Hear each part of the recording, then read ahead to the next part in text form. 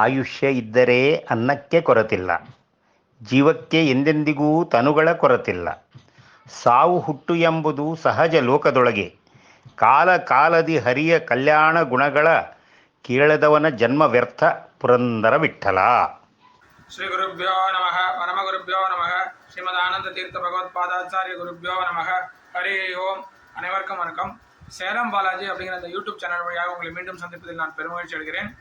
தாசர் பாடல்களின் தமிழ் விளக்கம் அப்படிங்கிறது 137வது எபிசோட். ஸோ இதுவரை நீங்கள் கொடுத்து வந்த அன்புக்கும் அதற்கும் மிக்க நன்றி. நம்ம என்ன பண்ணோன்னா, தாசர்கள் எங்கே சென்றார்கள், எங்கே என்ன பாட்டு பாடுறாங்கன்னு ஒரு சீரியல் பார்த்துட்டே இருந்தோம். பட் அதில் இடையில கொஞ்சம் வெளிப்பட்டு நெடுநடுவில் நடக்கிற புரந்தரதாசர் ஆராதனை, மத்வ நவமி, அது போன்ற சிறப்பான நிகழ்ச்சிகளுக்காக வேறு பாடல்களை போட்டு வந்தோம். இப்போ என்னாச்சுன்னா, அடுத்த வாரம் ஒரு சிறப்பான ஒரு யதியோட ஆராதனை வருகிறது. அதுக்கு முன்னாடி இப்போ நான் போட போகிற பாடல் இருக்குல்ல, இது ஒரு வைராகிய பாடல், புரந்தரதாசருடைய வைராகிய பாடல். இந்த வைராகிய பாடலுடைய தாக்கம் தான் அவர் யதிகளாகிறதுக்கு காரணம். அடுத்த வாரம், அதாவது கிட்டத்தட்ட மார்ச் 8ஆம் தேதி அன்னைக்கு ஒரு சன்னியாசியினுடைய ஆராதனை வருகிறது. அவருக்கு இந்த பாடலுடைய தாக்கம் கிட்ட தான் அவர் சன்னியாசியே ஆனாராம். ஸோ அத்தகைய பெருமை வாய்ந்த சக்தி வாய்ந்த பாடல் இது. அதனால தான் இந்த பாடலை ஃபஸ்ட்டு போட்டு இந்த பாடலை பற்றி உங்களுக்கு விளக்கிவிட்டு, அதற்கு பிறகு அவரை பற்றி சொல்லி, யார் எந்த எதிகள் இந்த பாடலை கேட்டு இதானாரோ, சன்னியாசி ஆனாரோ, அவரை பற்றி சொல்லி அவரை பற்றி ஒரு பாடலை அடுத்த வாரம் போடலான்னு இருக்கேன். ஸோ தட் உங்களுக்கு அதோடைய பாடலுடைய தாக்கம் தெரியும் அப்படிங்கிறதுக்காக. நான் இந்த வாரம் என்ன பண்ணியிருக்கோம்னாக்கா, கோவிந்தா நமோ கோவிந்தா நமோ கோவிந்தா நாராயணா அப்படிங்கிற ஒரு வைராகிய பாடலை தான் எடுத்துக்கிட்டு இருக்கோம். ஒரு அருமையான பாடல். இந்த பாடலுடைய அர்த்தங்கள்லாம் பார்த்திங்கன்னா ரொம்ப டீப்பாக இருக்கும். இந்த அர்த்தத்தை கேட்டு ஒரே ஒரு தடவை கேட்ட மாத்திரத்திலேயே ஒரு பெரிய செல்வந்தராக இருந்த அந்த நபர் உடனே ஒரு சன்னியாசியாக மாறிவிடுகிறார். அதனால தான் இந்த பாடலுடைய தாக்கம். இந்த பாடலை நமக்கு பெங்களூரை சேர்ந்த பிரகலாத் குல்கர்னி அப்படிங்கிறவர் பாடி கொடுத்துருக்காரு. இப்போ நமக்கு முன்னாடியே சில பாடல்கள் பாடி கொடுத்துருக்காரு. நிறைய பேருக்கு அர்த்தங்கள் சொல்கிறது கூட அவர் ஹெல்ப் பண்ணியிருக்காரு. தாசர் பாடல்களே மிகவும் திறமை வாய்ந்தவர் இவர். நிறைய தாசர் பாடல்களை அறிந்து வைத்திருப்பவர், 17 பாடக்கூடியவர். இவர் ஏஆர் ஆர்டிஸ்டாகவும் இருந்திருக்கிறார். ஸோ இவருடைய பெண் கூட ஒரு மிகச்சிறந்த பாடகியாக ஏஆர் ஆர்டிஸ்டாக இருக்கிறார். எல்லாருக்கும் பாடம் எடுத்துக் கொடுக்கிறார். அவர் இந்துஸ்தானி இசையிலே மிகவும் புலமை பெற்றவராக விளங்குகிறார். அவருடைய மகள் ஒத்துக்கிறார். இவரும் தாசர் பாடல்களிலே மிகவும் புலமை வாய்ந்தவர். ஸோ அவருக்கு என்னுடைய நன்றிய வணக்கத்தையும் நான் தெரிவித்துக் கொள்கிறேன். இப்போ என்ன பண்ணலான்னாக்கா, முதல்ல அவருடைய பாடலை கேட்போம். திரு பிரகலாத் ஜி குல்கர்னி அவர்கள் பாடிய பாடலை கேட்போம். அதற்கு பிறகு அந்த பாடலுக்கான அர்த்தத்தை பார்ப்போம். வாங்க, இந்த சாதாரண நபரை ஒரே பாடல் ஒரு முறை கேட்ட பொழுதே சன்னியாசியாக்கிய இந்த பாடலை கேட்போம். கோவிந்தா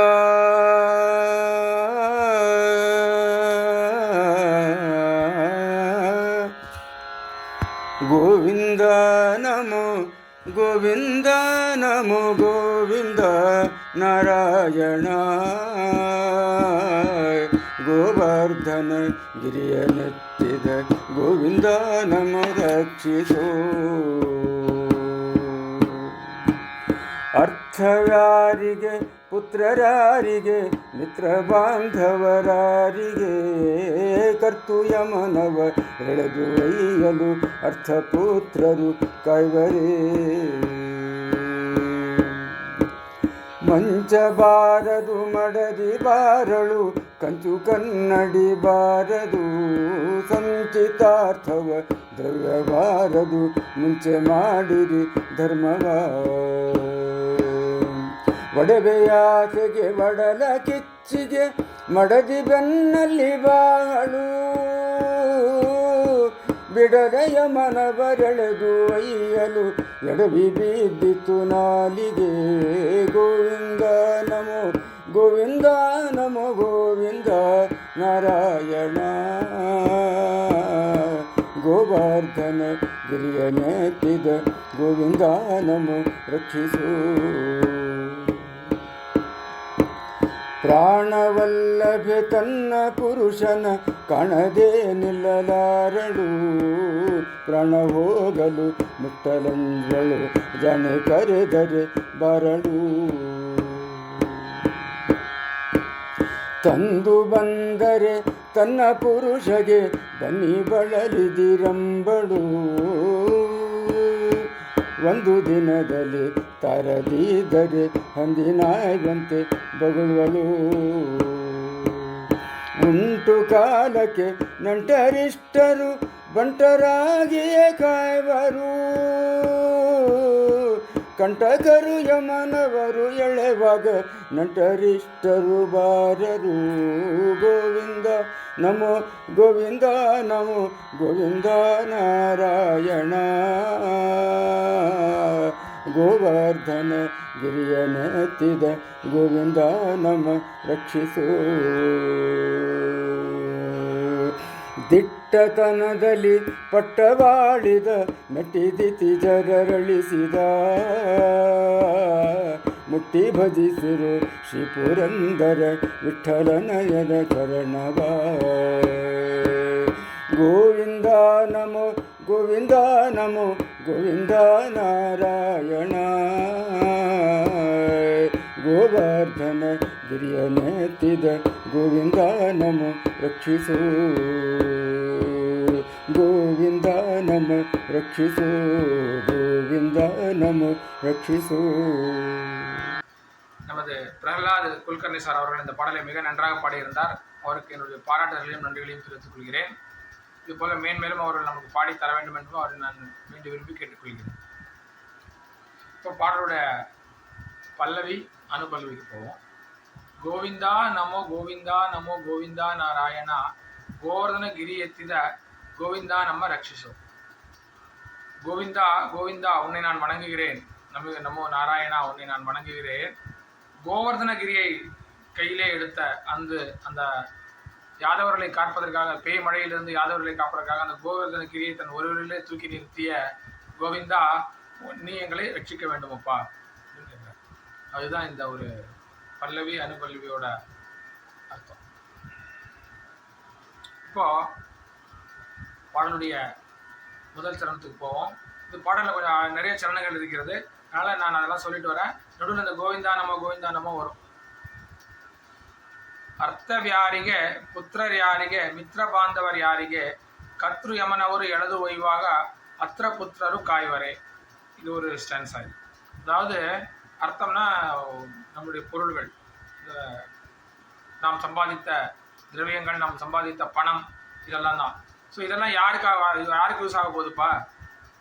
புத்திரர் யாರಿಗೆ, நம்முடைய பையனால் பெரிய உபயோகம் இருக்குன்னு நினைக்கிறியா?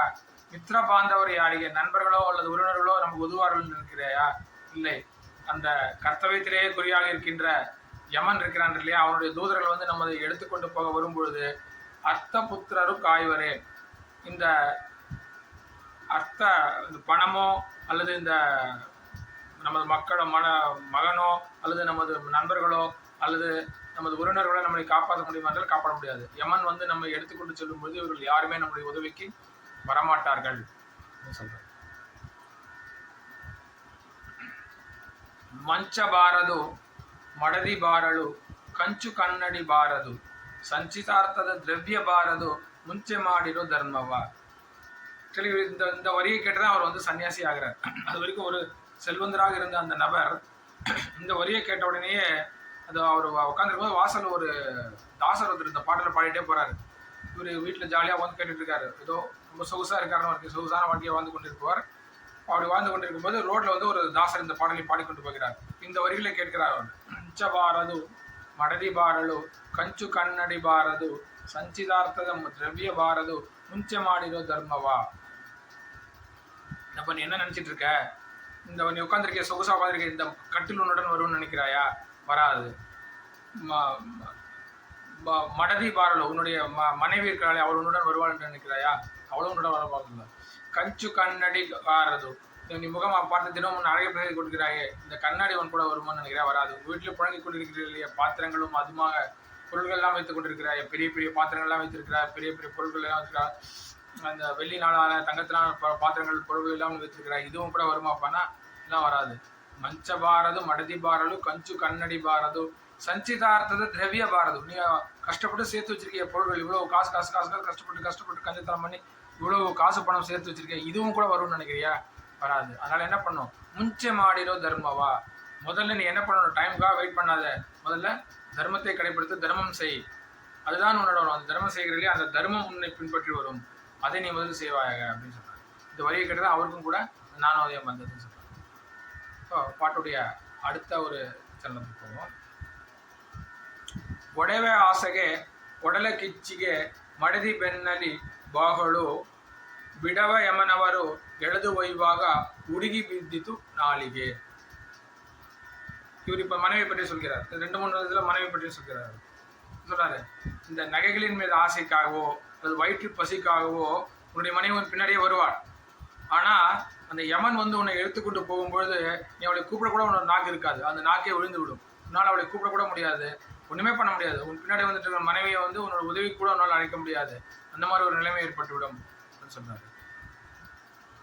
ಪ್ರಾಣವಲ್ಲವೇ ತನ್ನ ಪುರುಷನ ಕಾಣದೆ ನಿಲ್ಲರಾರಲು ಪ್ರಾಣ ಹೋಗುವ ಸಮಯದಲ್ಲಿ முட்டலஞ்சோಳು ஜானி கரதரை பாரலு.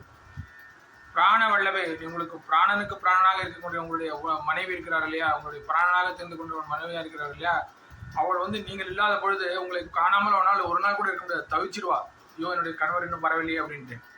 ஆனால் பிராண போகுவ சமயத்தில் உங்களுடைய உயிர் உங்களை பிரிட்டு கொண்டிருக்கிற நேரத்தில் என்ன பண்ணுவாங்கனாக்கா, அவங்களுடைய அந்த பிராணத்திற்கு சமமான அந்த மனைவி உங்களுடைய அந்த இறந்த உடலை தொடுவதற்கு கூட அஞ்சுவாளாம். ஐயோ இந்த பணத்தை நான் எப்படி தொடுவேன் அப்படின்னு அஞ்சுவாளாம். கூப்பிட்டா கூட வரமாட்டாளாம். தூரத்தே இருந்து அழுதுட்டு இருப்பாளாம், பக்கத்தில் கூட வரமாட்டாளாம். இதுதான் உன்னுடைய நிலைமை. இன்னைக்கு நீ உன்னுடைய பிராணனுக்கு பிராணமான மனைவி நினச்சி நீ வந்து அவள் கூட இருக்க. ஆனால் நாளைக்கு நீ இறந்த பிறகு உன்னுடைய இறந்த உடலை தொடர கூட அவள் பயப்படுவாள், அருகில் கூட வரமாட்டாள் அப்படின்னு சொல்றார். இதுதான் இந்த ஒரு சரணத்துடைய அர்த்தம். அடுத்த சரணத்துக்கு போவோம்.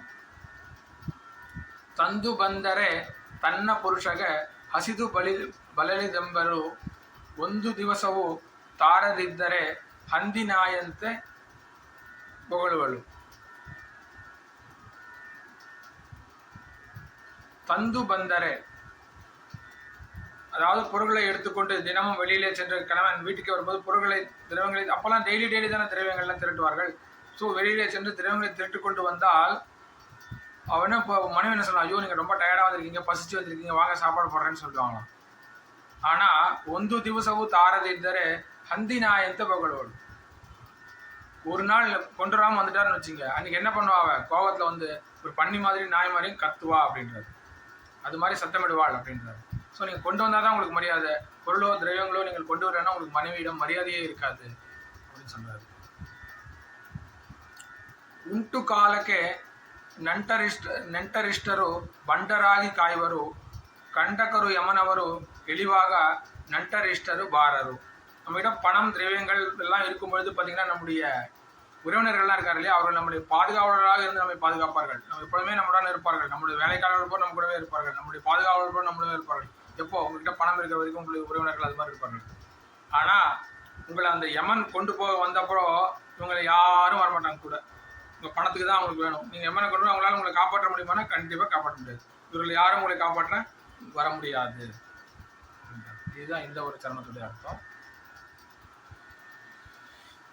இப்போ பாடலுடைய கடைசி சரணத்துக்கு வருவோம். கடைசி சரணத்தில் வந்து புரந்தரதாசர் எப்பொழுதும் போல அவருடைய அங்கீதமான பிறந்த விடனை கொண்டு வந்து இந்த பாடலை முடிக்கிறார். ஒரு அருமையான வைராக்கிய பாடலை. ದಿಟ್ಟದನದಲ್ಲಿ ಪಟ್ಟವಾಳುವ ರಾಜನ ಮೆಟ್ಟಿ ದೂಡಿದ ಪಾದವ ಮುಟ್ಟಿ ಭಜಿಸಿರೋ ದಿಟ್ಟ ಪುರಂದರ விட்டலேசன சரணவா. அதனால் நீங்கள் என்ன செய்யணும், இப்போ இவ்வளோ நேரம் நான் சொன்னதெல்லாம் கேட்டீங்க. உங்களுடைய மனைவி மக்களோ அல்லது உங்களுடைய உறவினர்களோ அல்லது உங்களுடைய நண்பர்களோ அந்த யமன் வந்து உங்களை இழுத்து செல்ல வரும்பொழுது உங்களை காப்பாற்ற வரமாட்டார்கள். நீங்கள் சேர்த்து வைத்த திரவியங்கள் உங்களை காப்பாற்ற வராது. நீங்கள் எவ்வளவுதான் வைத்திருக்கின்ற பொருட்கள், நீங்களுடன் ஆசையாக பார்த்து கொண்டிருந்த பொருட்கள் உங்களுடன் வராது. உங்களுடைய மனைவியே உங்களை மிகவும் தொடக்கூட அஞ்சுவாள், உங்களுடைய பிணத்தை தொடக்கூட அஞ்சுவாள். ஸோ அந்த ஒரு நிலைமை தான் நம்மளுக்கு வரப்போகுது. அதனால் நம்ம என்ன பண்ணணும், நம்ம நன்றாக இருக்கும் பொழுதே தான தர்மங்களை செய்ய வேண்டும். திட்ட தனதலி பட்ட ஆளுவராஜன மெட்டி தூடித பாதவா. அந்த பலி சக்கரவர்த்தியின் தலையிலே காலை வைத்து அழுத்தி பாதாளத்துக்கு தள்ளி அந்த பாதம் இருக்கிறது இல்லையா, அந்த பாதத்தை வணங்குங்கள். பட்டவாளுவராஜனா ஆண்டு கொண்டிருந்த பலி சக்கரவர்த்தி, அந்த சக்கரவர்த்தியின் பாதத்தை ராஜனை மெட்டி துளித பாதவா, தூடித பாதவானா மிதித்து பாதாளத்துக்கு அனுப்பித்து அந்த பாதத்தை நினைந்து நீங்கள் வழிபடுங்கள். பஜிசிரோ முட்டி பஜிசிரோ திட்ட புரந்தர விட்டலேசன சரணவா. என்னுடைய இஷ்ட தெய்வமான அந்த புரந்தலேச விட்டலன் இருக்கிறான் இல்லையா, புரந்தர விட்டலன் இருக்கிறான் இல்லையா, அவனுடைய பாதத்தை நீங்கள் இஷ்டப்பட்டு தொட்டு வணங்கி பஜிச்சிங்கனால் இந்த நிலைமை உங்களுக்கு இவன் வரும்போது உங்களுடன் உங்களுடைய இந்த புண்ணியங்கள் உங்களுடன் வரும். யமன் உங்களை கொல்லும்போது உங்களுடைய புண்ணியங்கள் உங்களுடன் வரும். ஸோ அந்த புரந்தர வீரனுடைய பாதங்களை தொட்டு அதை வணங்கி அதை எப்பொழுதுமே அதன் நினைவிலேயே இருங்கள் என்று கூறி இந்த பாடலை அவர் முடிக்கிறார். ஸோ ஒரு அருமையான வைராகிய பாடலை ஒன்று கேட்டோம். ஆக்சுவலி சடனாக, பட் ரொம்ப நல்ல பாட்டு இது. நல்ல வைராகியம் கொடுக்கக்கூடிய பாடல் இது. இந்த பாடலை கேட்டு யார் சன்னியாசி ஆனார்கள் அப்படிங்கிறத நான் அடுத்த எபிசோடில் சொல்கிறேன். அவரை பற்றி ஒரு பாடலை பாடி அவர் யாருங்கிறதையும் அவரோட கதையை நான் சொல்கிறேன். ஸோ அதுவரை உங்களிடமிருந்து நன்றி கூறி விடைபெறுவது உங்கள் சேலம் பாலாஜி. நன்றி, வணக்கம், சேலம் தாயனம்.